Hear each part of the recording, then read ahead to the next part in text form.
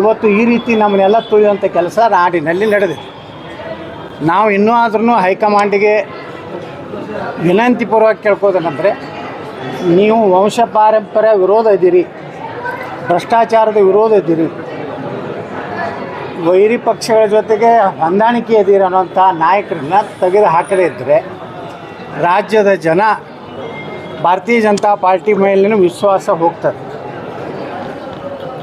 ಮುಂದಿನ ಅವಧಿಗೆ ವಿಜಯೇಂದ್ರನ್ನ ನೀವು ಮುಂದುವರಿಸೋದಾದರೆ ಅವನೇ ಮುಂದಿನ ಮುಖ್ಯಮಂತ್ರಿ ಅಂಥೇಳಿ ನೀವು ಏನಾದರೂ ಕೇಂದ್ರ ಹೈಕಮಾಂಡ್ ನಿರ್ಣಯ ಮಾಡಿದರೆ ಈ ರಾಜ್ಯದ ಜನ ಒಂದು ಹೊಸ ಭವಿಷ್ಯವನ್ನು ನೋಡ್ಕೊಳ್ಳಿಕ್ಕೆ, ರಾಜ್ಯದ ಅಭಿವೃದ್ಧಿಗಾಗಿ ಪ್ರಾಮಾಣಿಕ ಭ್ರಷ್ಟಾಚಾರ ರಹಿತ ಸನಾತನ ಧರ್ಮವನ್ನು ರಕ್ಷಣೆ ಮಾಡುವಂಥವ್ರು ಅನಿವಾರ್ಯವಾಗಿ ಒಂದು ಗಟ್ಟಿಯಾದಂಥ ನಿರ್ಣಯವನ್ನು ತೆಗೆದುಕೊಳ್ಳುವಂಥ ಕಾಲ ಬರ್ತದೆ. ಯಾಕಂದರೆ ಇವತ್ತು ಹೊಸ ವರ್ಷದ ಹೊಸ ಸಂದೇಶ ನಾನು ಕೊಡ್ಲಿಕ್ಕೆ ಬಯಸ್ತಾ ಇದ್ದೀನಿ.